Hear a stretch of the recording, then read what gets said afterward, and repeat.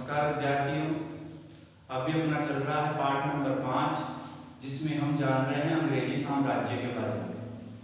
भारत में अंग्रेजों का साम्राज्य कैसे स्थापित हुआ और किस प्रकार उन्होंने अपने साम्राज्य का विस्तार किया, ये जानकारी अभी हम देख रहे हैं। तो 5वें पाठ में जहाँ तक हमने जाना है उससे आगे आज हम जानते हैं। तो आज का अपना टॉपिक चलेगा उपनिवेशवादी आक्रमण, जिसमें हम पढ़ेंगे अंग्रेजों का बंगाल पर अधिकार। तो देखो, पाठ के शुरू में ही हमने उपनिवेशवादी आक्रमण क्या होता है इसके अर्थ को समझ लिया था और भारत को उपनिवेश बनाने के लिए किन किन यूरोपीय शक्तियों ने प्रयास किया, उनमें से कौन सफल हुआ, वो चीज भी हम जान चुके थे। लेकिन एक बार फिर से मैं आपको मौखिक रूप से शॉर्ट में बताता हूँ। उपनिवेशवादी आक्रमण का मतलब होता है कि कोई दूसरा देश किसी अन्य देश को गुलाम बनाने के लिए या उस पर अधिकार करने के लिए जो आक्रमण करता है उसे उपनिवेशवादी आक्रमण कहते हैं। तो 18वीं शताब्दी में भारत में भी उपनिवेशवादी आक्रमण हुए थे। यूरोपीय देश थे जिनको पश्चिमी शक्तियां बोला जाता है। उन देशों में साम्राज्यवादी होड़ चल रही थी, जिसके चलते वो पूर्व के क्षेत्रों के देशों को उपनिवेश बना रहे थे। इसी क्रम में भारत की धन संपदा से प्रभावित होकर पश्चिमी देशों ने भारत की तरफ नजर डाली और भारत को उपनिवेश बनाने के लिए वो धीरे धीरे भारत में आने लगे। पश्चिमी देश शुरुआत में भारत में व्यापार के उद्देश्य से आए थे, लेकिन बाद में भारत की कमजोर राजनीति और भारत में एकता के अभाव का फायदा उठाकर उनमें से कुछ देशों ने भारत पर राज करना या भारत पर अधिकार करना शुरू कर दिया था, जिनमें से एक देश पूर्णतः सफल हुआ। उसने भारत को उपनिवेश बनाया। वो देश था इंग्लैंड, जिसको ब्रिटेन भी कहते हैं, यानी अंग्रेज।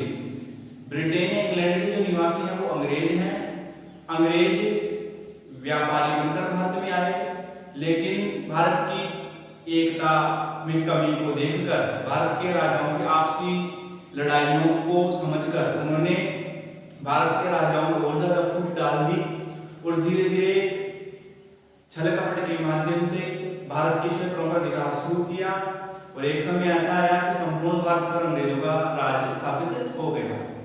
तो उपनिवेशवादी आक्रमण के तहत हमने जाना कि 5 देशों ने बारी बारी से भारत में प्रवेश किया था। सबसे पहले भारत में पुर्तगाल के निवासी आए, उसके बाद में डच आए, डचों के बाद में भारत में डेनमार्क वासी आए, डेनमार्क वासियों के बाद में चौथे नंबर पर भारत में अंग्रेजों ने प्रवेश किया था व्यापार करने के लिए, और लास्ट में फ्रांसीसियों ने प्रवेश किया।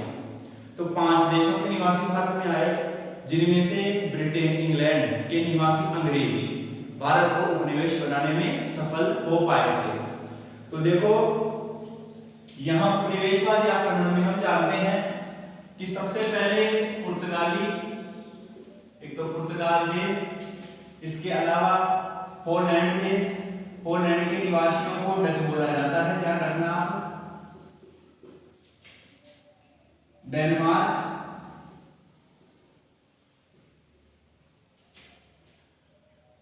ब्रिटेन, जिसके निवासी अंग्रेज कहलाते हैं, और फ्रांस।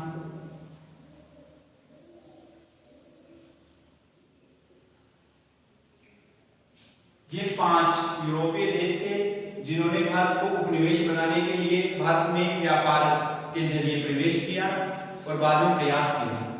इनमें से पुर्तगाल, हॉलैंड और डेनमार्क ये तो शुरुआत में ही कोई ज्यादा सफलता हासिल नहीं कर पाए और कुछ एक नाममात्र के क्षेत्रों पर अधिकार करके ही वहीं तक सीमित रह गए। इनमें से हॉलैंड और डेनमार्क के जो निवासी थे वो तो थोड़े बहुत वर्षों तक भारत में व्यापार करे और यहाँ से चले गए, उनको बिल्कुल भी सफलता नहीं मिली। पुर्तगाली बचे, लेकिन पुर्तगाली भी केवल गोवा और दमन और दीप, भारत में गोवा क्षेत्र है, दमन और दीप, इन क्षेत्रों तक ही सीमित रहे, इन क्षेत्रों पर ही राज कर पाए। बाकी जो पूरा भारत बचा या भारत को उपनिवेश बनाने की जो होड़ बची वो ब्रिटेन और फ्रांस के बीच में बची। यानी हम कह सकते हैं कि भारत को गुलाम बनाने के लिए जो प्रयास हुआ उनमें जो शुरुआती 3 देश हैं वो असफल हो गए और इन दोनों देशों ने मिलकर इनको यहाँ से खदेड़ दिया, इनको यहाँ से बाहर निकाल दिया। उसके बाद भारत पर अधिकार को लेकर ब्रिटेन और फ्रांस इन दोनों देशों में कड़ी प्रतिस्पर्धा थी। दोनों ही शक्तिशाली देश थे, दोनों की स्थिति अच्छी भी थी, इनका व्यापार भी भारत में काफी ज्यादा फैल चुका था। तो इन दोनों के मध्य संघर्ष हुआ, जिस संघर्ष में ब्रिटेन अंग्रेजों को जीत मिली, जिसकी वजह से फ्रांसीसियों की शक्ति भी कमजोर पड़ गई और फ्रांसीसी भी केवल पांडिचेरी क्षेत्र तक ही सीमित रह गए और संपूर्ण भारत में अंग्रेज सर्वेसर्वा बन गए। अंग्रेजों की शक्ति बहुत ज्यादा बढ़ गई। तो देखो, ब्रिटेन और फ्रांस तीनों देश तो शुरुआत में ही बाहर निकल गए थे, शुरुआत में ही असफल होकर वापस लौट गए थे। प्रतिस्पर्धा यानी टक्कर ब्रिटेन और फ्रांस में हुई कि इन दोनों में से भारत पर अधिकार कौन करेगा। तो देखो, इन दोनों के बीच में 3 युद्ध हुए थे, जिनको कर्नाटक के युद्ध कहते हैं। फ्रांस और ब्रिटेन के बीच में युद्ध हुए, कर्नाटक के युद्ध। फ्रांस और ब्रिटेन के बीच में जो युद्ध हुए हैं उनको हम विस्तार से पिछली कक्षाओं में जान चुके हैं, वहां जाकर आप उनको वापस से देख सकते हैं। लेकिन एक बार शॉर्ट में हम यहाँ जानते हैं, ब्रिटेन और फ्रांस के बीच 3 युद्ध हुए, जिनको कर्नाटक के युद्ध कहते हैं। कर्नाटक का फर्स्ट युद्ध हुआ था 1746 से 48 के बीच में। कर्नाटक का द्वितीय युद्ध हुआ था 1749 से 54 के बीच में और तीसरा युद्ध हुआ था 1758 से 63 के बीच में। तो देखो, ब्रिटेन और फ्रांस इन दोनों देशों के बीच में भारत पर अधिकार को लेकर लड़ाई हुई। लड़ाई को कहते हैं कर्नाटक के युद्ध। कर्नाटक का पहला युद्ध 46 से 48 के बीच में, दूसरा युद्ध 1749 से 54 के बीच में और तीसरा युद्ध 1758 से 63 के बीच में। तीनों युद्धों में अंग्रेजों को सफलता मिली, जिसकी वजह से अंग्रेजों की शक्ति में विस्तार हुआ और फ्रांसीसियों की शक्ति कमजोर पड़ गई। तो अब भारत में केवल अंग्रेज ही रह गए। अंग्रेजों को टक्कर देने के लिए कोई दूसरा देश से बराबर नहीं खड़ा था। फ्रांस हार कर कमजोर पड़ चुका था, जिसकी वजह से अंग्रेजों के सामने अन्य कोई बाहरी देश प्रतिस्पर्धा में नहीं खड़ा था। तो अंग्रेजों को भारत पर अधिकार करने में कोई ज्यादा दिक्कत अब नहीं थी, क्योंकि जो बाहरी देश थे वो अंग्रेजों से हार कर कमजोर पड़ चुके थे। बाद में अंग्रेजों ने भारत की कमजोर राजनीति और भारत के राजाओं के आपसी लड़ाइयों का फायदा उठाकर भारत के राजा महाराजाओं, नवाबों को एक दूसरे के खिलाफ भड़काया, फूट डाल दी, जिसकी वजह से भारत की एकता में और ज्यादा कमी आ गई। और इस कमी का फायदा उठाकर ही अंग्रेजों ने भारत के एक एक क्षेत्र पर अधिकार करना शुरू कर दिया और एक एक करके संपूर्ण भारत पर अपना अधिकार जमा लिया। तो अंग्रेजों ने भारत के जिस क्षेत्र पर सबसे पहले अधिकार किया था वो क्षेत्र था बंगाल। अंग्रेजों ने अपने साम्राज्य की स्थापना की शुरुआत बंगाल से की थी। इस बात को आप ध्यान रखना कि एक समय अंग्रेजों ने संपूर्ण भारत पर अधिकार कर लिया था, लेकिन सबसे पहले जिस क्षेत्र पर अधिकार किया था वो था बंगाल क्षेत्र। तो अब हम ये जानेंगे कि बंगाल क्षेत्र पर अंग्रेजों ने अपना अधिकार किस प्रकार से किया, उस सारी जानकारी को हम यहाँ विस्तार से जानते हैं। तो देखो आ गया,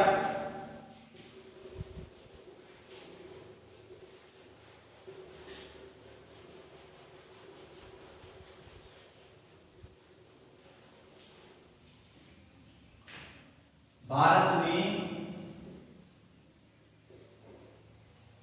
अंग्रेजों द्वारा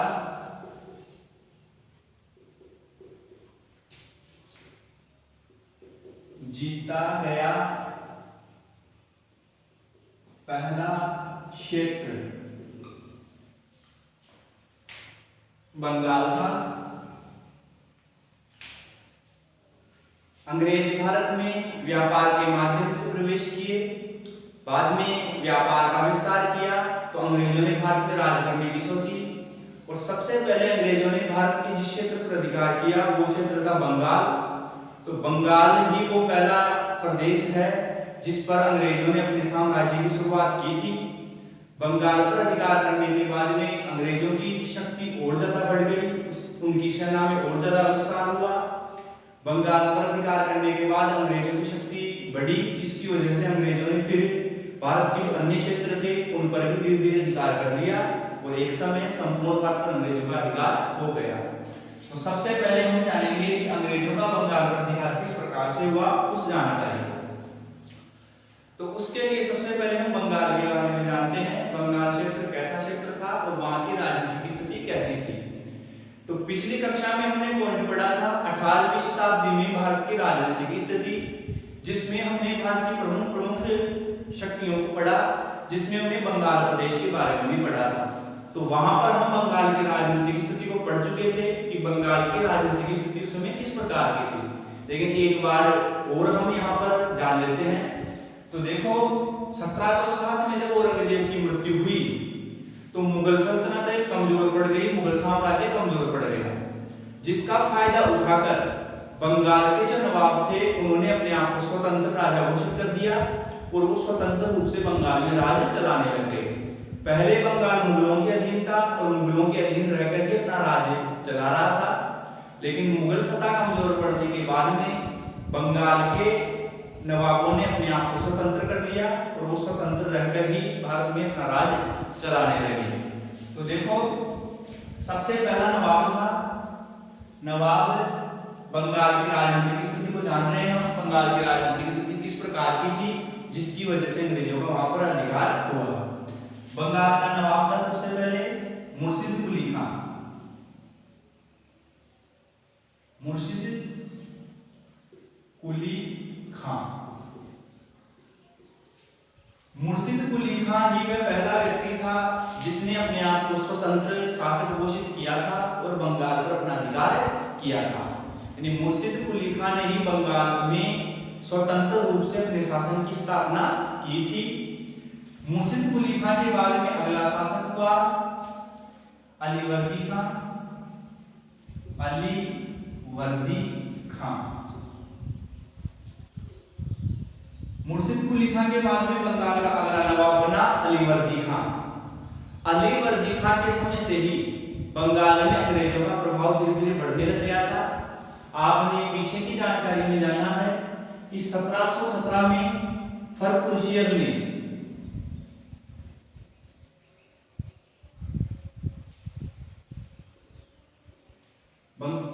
मुगल बादशाह फर्रुखशियर की स्थिति बहुत कमजोर थी, तो उसने मात्र 3000 रुपए सालाना एवज में, मात्र 3000 रुपए सालाना एवज में फर्रुखशियर ने 1717 में अंग्रेजों को बंगाल में एक दस्तक पत्र जारी किया था।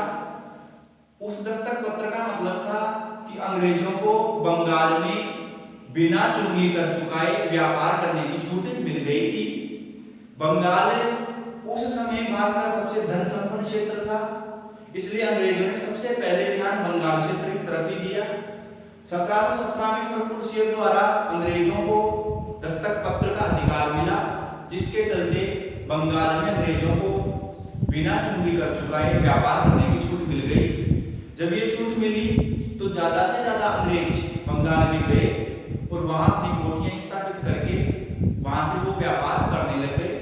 अब बंगाल में कोई कर नहीं चुकाना पड़ता था, तो अंग्रेजों का व्यापार बंगाल में बहुत ज्यादा बढ़ गया, यानी अंग्रेजों की बंगाल में स्थिति मजबूत हो गई। जब स्थिति मजबूत हुई तो अंग्रेजों ने बंगाल के जो नवाब थे उन पर भी अपना प्रभाव जमाना शुरू कर दिया और बंगाल पर अधिकार करने की वो सोचने लग गए। हालांकि दस्तक का अधिकार मिलने के बाद में भी बंगाल पर राज तो वही नवाबों का ही चल रहा था। अंग्रेज तो केवल वहां पर व्यापारी बनकर रह रहे थे और व्यापार कर रहे थे, लेकिन अंग्रेजों की जो अंदरूनी सोच थी वो ये थी कि वो बंगाल पर अधिकार करना चाहते थे। नवाबों को गद्दी से हटाकर नवाब की जगह बंगाल पर अधिकार करना चाहते थे। तो जब अलीवर्दी खान बंगाल का नवाब बना, उस समय से ही अंग्रेजों ने अपना प्रभाव जमाना शुरू कर दिया और बंगाल में अपना अलग से किला बनाना शुरू कर दिया। अलीवर्दी खान ने अंग्रेजों को बंगाल में किला बनाने के लिए मना भी किया, लेकिन अंग्रेज नवाब की बात पर ध्यान नहीं दिए और बंगाल में अपने किले को बनाने में रहे। बंगाल में जो किला बनाया वो अंग्रेजों ने कलकत्ता में बनाया था, जिसका नाम था विलियम फोर्ट। वो हम पहले जान चुके हैं। तो अलीवर्दी खां के समय में भी अंग्रेजों ने कलकत्ता में अपना एक किला बना लिया था जिसका नाम था विलियम फोर्ट। आगे देखते हैं, अलीवर्दी खां के बाद में 1756 में अलीवर्दी खां का पोता था जिसका नाम था सिराजुद्दौला।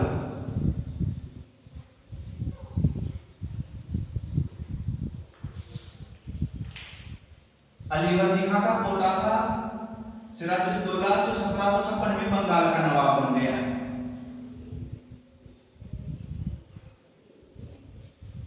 1756 में अलीवर्दी खां के बाद में उसका पोता सिराजुद्दौला बंगाल का नवाब बन गया। सिराजुद्दौला के समय अंग्रेजों का प्रभाव और ज्यादा बढ़ गया। अंग्रेज बंगाल की जो राजनीतिक स्थितियां थी, जो आर्थिक मामले थे या अन्य मामले थे, उनमें बहुत ज्यादा हस्तक्षेप करने लग गए।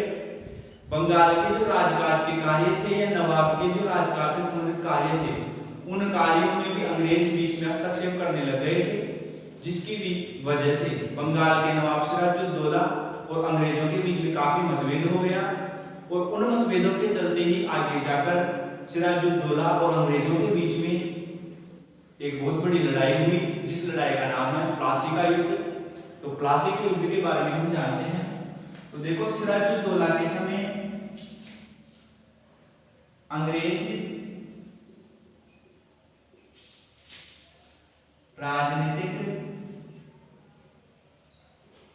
आर्थिक व अन्य मामलों में हस्तक्षेप करने लगे।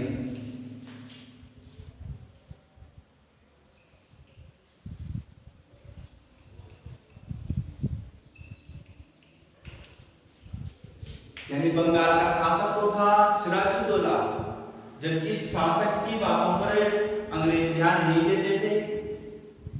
बंगाल में जो भी राजनीतिक मामले होते, आर्थिक मामले होते, अन्य मामले होते, उनमें बीच में ही अंग्रेज हस्तक्षेप करने लग गए थे, जिसकी वजह से बंगाल के नवाब सिराजुद्दौला और अंग्रेजों के बीच में काफी मनमुटाव हो गया, काफी ज्यादा मतभेद हो गया। और उस मतभेद की वजह से ही अंग्रेजों और सिराजुद्दौला के बीच में लड़ाई हुई। उस लड़ाई के बारे में आगे हम जानते हैं। हस्तक्षेप करने लगे, जिससे नवाब व अंग्रेजों में मतभेद बढ़ गया। अंग्रेजों की इन करतूतों की वजह से सिराजुद्दौला और अंग्रेजों के बीच में काफी मतभेद हुए। और उन मतभेदों की वजह से जो युद्ध हुआ है, उस युद्ध को कहते हैं प्लासी का युद्ध, जिसके बारे में आगे हम जानते हैं।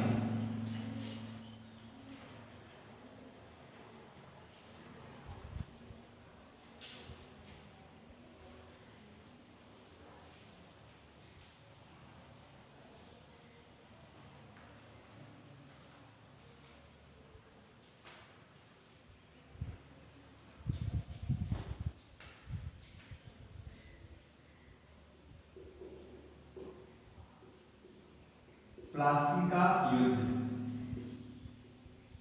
भारतीय इतिहास का एक बहुत ही महत्वपूर्ण युद्ध है। प्लासी का युद्ध।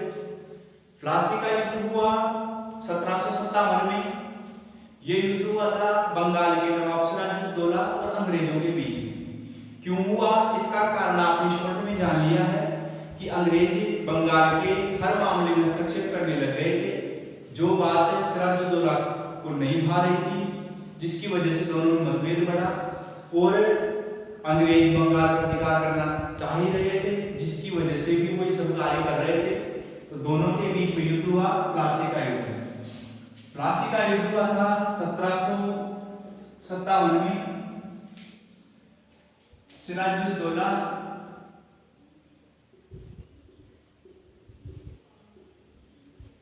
बंगाल का नवाब, सिराजुद्दौला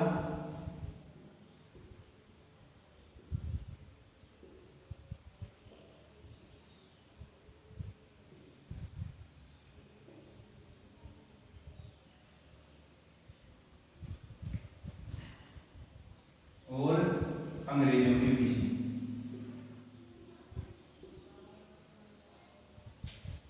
प्लासी का युद्ध अंग्रेजों द्वारा लड़ाया गया भारत का पहला युद्ध था, इस बात को आप ध्यान रखें। अंग्रेजों ने भारत में अपना साम्राज्य स्थापित करने के लिए जो युद्ध लड़ा वो पहला युद्ध था, प्लासी का युद्ध। तो इस बात को आप ध्यान रखना, अंग्रेजों द्वारा भारत में लड़ा गया पहला युद्ध कौन सा था? प्लासी का युद्ध था। अंग्रेजों द्वारा भारत में लड़ा गया प्रथम युद्ध था। अंग्रेजों द्वारा भारत में लड़ा गया प्रथम युद्ध था भारत के शासकों के साथ। इससे पहले अंग्रेजों ने फ्रांसीसियों, पुर्तगालियों इनसे भी युद्ध लड़े थे, लेकिन वो सब यूरोपीय ही शक्तियां थी। भारत के शासक के साथ लड़ा गया पहला युद्ध प्लासी का युद्ध था। तो इस युद्ध के बारे में हम जानते हैं आगे। प्लासी के युद्ध के मुख्य कारण तो आप जान चुके हो, लेकिन इसके जो अन्य कारण और हैं महत्वपूर्ण, उन कारणों पर हम एक बार गौर करते हैं। प्लासी के युद्ध के कारण। प्लासी का युद्ध 1757 में बंगाल के नवाब सिराजुद्दौला और अंग्रेजों के बीच हुआ। यही वो युद्ध था जिसने भारत में बंगाल क्षेत्र पर अंग्रेजों का अधिकार स्थापित हो पाया। इस युद्ध में अंग्रेजों की जीत हुई, जिसकी वजह से बंगाल अंग्रेजों के अधिकार में आ गया। यानी अंग्रेजों ने सबसे पहले भारत के बंगाल क्षेत्र पर अधिकार किया और वो अधिकार हो पाया था प्लासी के युद्ध के कारण। तो प्लासी के युद्ध में अंग्रेजों को जीत मिली, जिसकी वजह से बंगाल पर अंग्रेजों का अधिकार हो पाया। प्लासी के युद्ध के कारण क्या थे, एक बार उनके कारणों को हम थोड़ा विस्तार से जानते हैं। तो प्लासी के युद्ध के मुख्यतः यहाँ पर 5 कारण बताए गए हैं। पांचों कारणों को हम यहाँ पर पॉइंटों द्वारा समझते हैं। प्लासी के युद्ध का पहला कारण था राजनीतिक कारण। प्लासी के युद्ध का पहला कारण था राजनीतिक कारण। इन कारणों पर आप थोड़ा गौर करें। यहाँ पॉइंट लिखवाया जा रहा है, पॉइंट के अंदर मैं आपको मौखिक रूप से बता रहा हूं, तो उसको आप गौर से सुने और समझें। प्लासी के युद्ध का पहला कारण था राजनीतिक कारण। तो राजनीतिक कारण में मुख्यतः जो बात थी वो ये थी कि अंग्रेज बंगाल पर अधिकार करना चाहते थे और अंग्रेजों ने बंगाल के नवाब के जो राजनीतिक मामले थे उनमें हस्तक्षेप करना शुरू कर दिया था। बंगाल के नवाब के जो शत्रु थे उन शत्रुओं को अंग्रेजों ने शरण देना शुरू कर दिया। अंग्रेजों की सोच ये थी कि बंगाल के नवाब के जो शत्रु हैं उनको अपनी तरफ मिला लें तो नवाब की शक्ति कमजोर पड़ जाएगी और अंग्रेजों की शक्ति बढ़ जाएगी। इसकी वजह से अंग्रेजों ने बंगाल के नवाब के शत्रुओं को शरण देना शुरू किया। तो शत्रुओं में देखो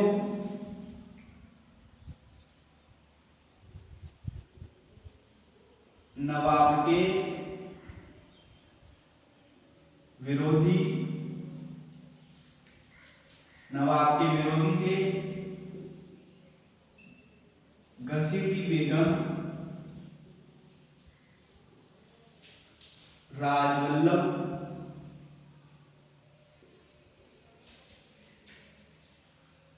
और शौकत जंग।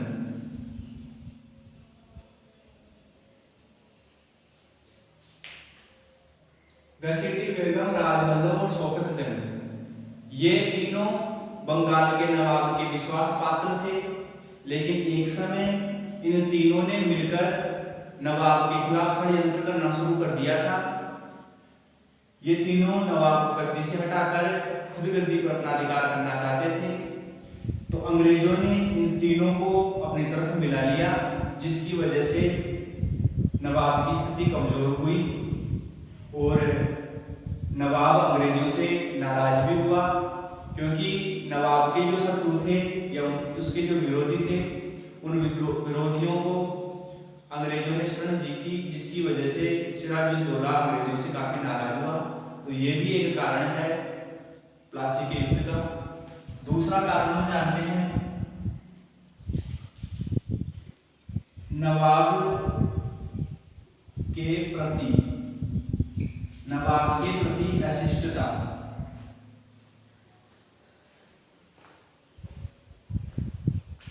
नवाब के प्रति अशिष्टता, अशिष्टता का मतलब होता है अपमान।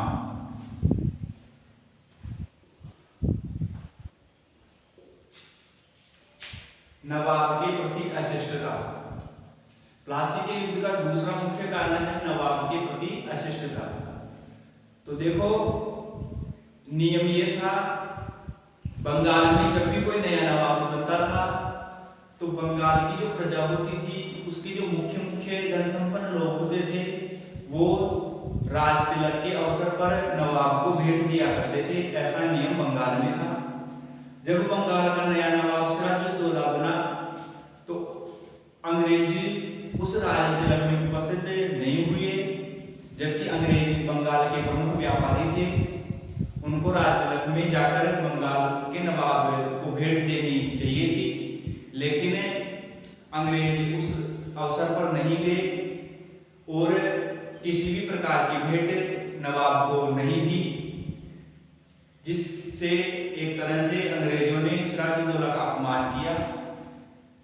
दूसरी बात यह हुई कि एक समय सिराजुद्दौला ने कलकत्ता में अंग्रेजों की एक फैक्ट्री बनी हुई थी जिसका नाम था कासिम बाजार फैक्ट्री, बहुत बड़ी फैक्ट्री थी। तो सिराजुद्दौला ने अंग्रेजों को कासिम बाजार फैक्ट्री देखने के लिए कहा, लेकिन अंग्रेजों ने नवाब को वो फैक्ट्री दिखाने से मना कर दिया। तो इस प्रकार से हर बार जब भी अवसर मिलता था अंग्रेज सिराजुद्दौला का एक तरह से अपमान कर रहे थे। इस अपमान की वजह से भी दोनों के बीच में मतभेद बढ़ चुके थे। तो नवाब के प्रति अंग्रेज अशिष्टता का व्यवहार कर रहे थे, अपमान का व्यवहार कर रहे थे। ये भी प्लासी के युद्ध का एक कारण है। तीसरा कारण है, प्लासी के युद्ध का तीसरा कारण है अंग्रेजों द्वारा किलेबंदी करना।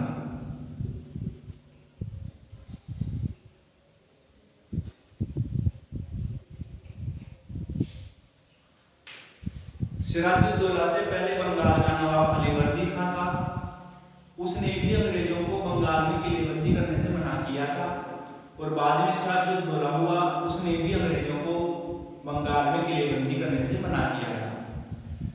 किलाबंदी करने से मना करने के बावजूद भी अंग्रेजों ने नवाब की बात की तरफ कोई ध्यान नहीं दिया और बंगाल में अपने किले बनाने शुरू कर दिए। सिराजुद्दौला का कहना था अंग्रेजों से कि आप व्यापारी हो और व्यापारियों को किले बनाने की क्या जरूरत है, आपकी रक्षा के लिए बंगाल का नवाब अपनी सेना सहित आपके साथ खड़ा रहेगा, तो आपको किलेबंदी करने की जरूरत नहीं है, आपकी रक्षा का पूरा दायित्व बंगाल के नवाब का है। इतना कहने के बाद भी अंग्रेज नहीं माने और अंग्रेज बंगाल में भी किलेबंदी करने लग गए, जिसकी वजह से भी सिराजुद्दौला उनसे बहुत ज्यादा नाराज हुआ। दूसरी तरफ अंग्रेजों की ये सब हरकतें कर इसलिए रहे थे कि उनकी सोच बंगाल पर अधिकार करने की थी, वो बंगाल पर किसी भी तरह से अधिकार करना चाहते थे। चौथा कारण था व्यापारिक झगड़े।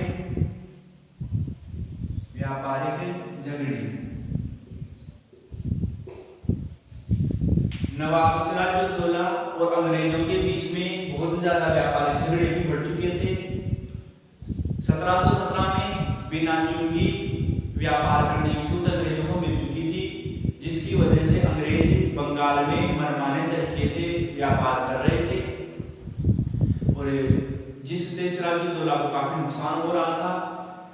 अंग्रेज खुद तो बिना मुक्त व्यापार कर ही रहे थे, इसके अलावा अन्य व्यापारियों को भी अपनी शरण में लेकर उनसे भी बिना शुल्क दिए ही व्यापार करा रहे थे, जिसकी वजह से बंगाल के नवाब को भारी नुकसान उठाना पड़ रहा था। इस बात को लेकर अंग्रेजों और सिराजुद्दौला के बीच में व्यापारिक झगड़े भी बहुत ज्यादा बढ़ चुके थे। तो ये भी एक कारण था प्लासी के युद्ध का। प्लासी के युद्ध का पांचवा कारण था नवाब के शत्रुओं को शरण देना।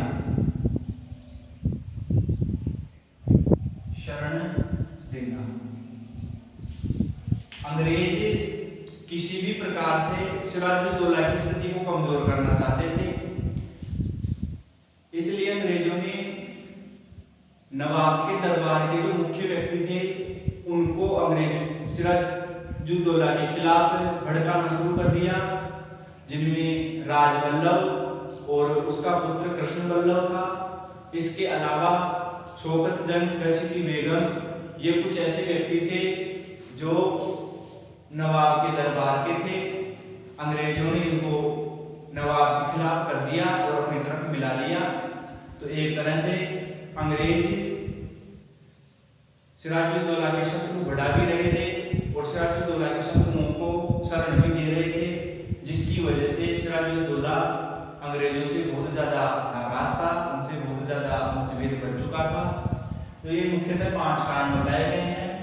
इन 5 कारणों की वजह से ही अंत में जाकर सिराजुद्दौला ने अंग्रेजों के खिलाफ सैन्य कार्रवाई की, जिसकी वजह से प्लासी का युद्ध हुआ। इस युद्ध में अंततः जीत अंग्रेजों को मिली। जीत के साथ ही सिराजुद्दौला को मार दिया गया और एक तरह से बंगाल पर अंग्रेजों का अधिकार हो गया। जो अंग्रेज बंगाल में केवल व्यापार करने के लिए आए और व्यापार ही कर रहे थे, इस युद्ध के बाद में बंगाल पर अंग्रेजों का अधिकार हो गया। अधिकार होने के बाद उनकी स्थिति और भी ज्यादा मजबूत हुई। अगली क्लास में हम प्लासी के युद्ध की प्रमुख घटनाओं को जानेंगे। अभी हमने प्लासी युद्ध के कारण जान लिए। प्लासी का युद्ध कब हुआ, किस प्रकार से हुआ, घटनाएं कौन कौन सी हुई,